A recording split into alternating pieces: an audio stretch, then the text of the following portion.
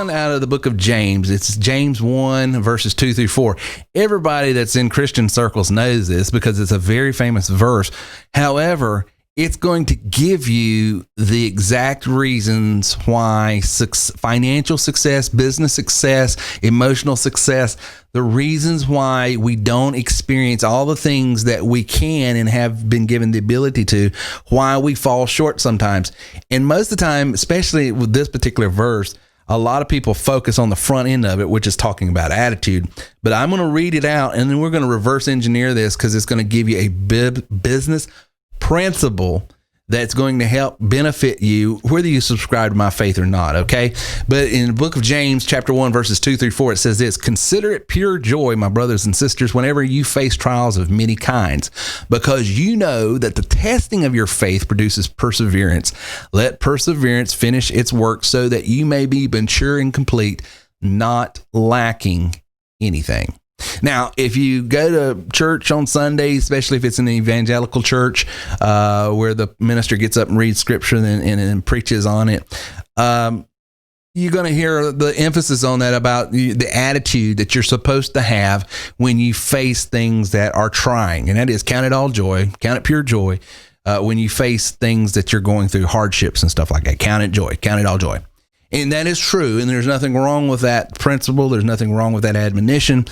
But I want to go to the back end of that passage and then reverse engineer this.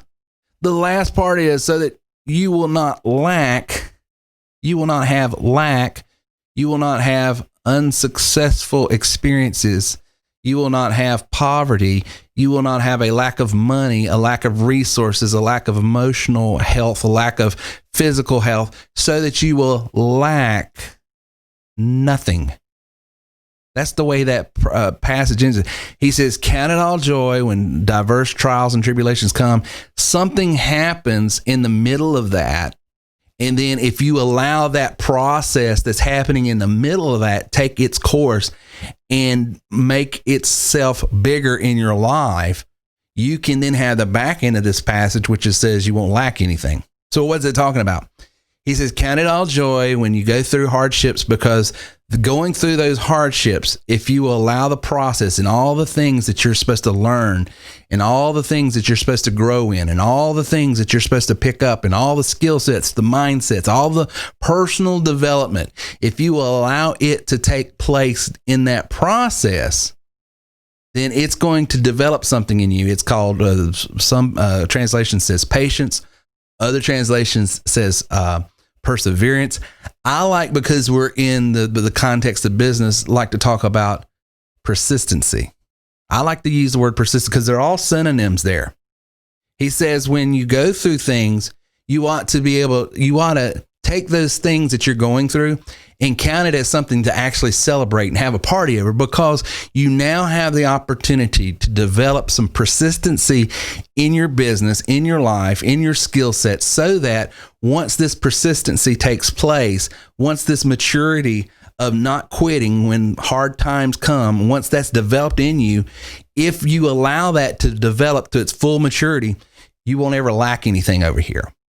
And I will tell you, out of being in business for over 25 years for myself, and then in the last 12, going on 13 years of coaching and trying to help others start their own business, grow their own business, and have more in their business, the one common denominator that I have found that sort of trips everyone up is they quit before they realize their promise. They quit before they realize that thing, that goal, that thing that they're after.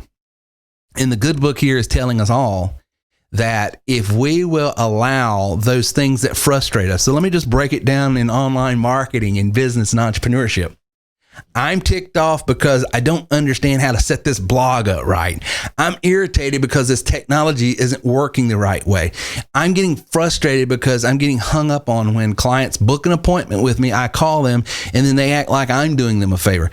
I'm irritated because the people that are coming into my restaurant are rude. All of these things, these irritants in business, whatever it is, they're there. They're truly frustrating. You are lying to yourself and not being truthful if you don't say it's an irritant to me. But you're not taking advantage of the opportunity if you leave it there. That's when you say, hey, something's going on right now. I feel that irritant.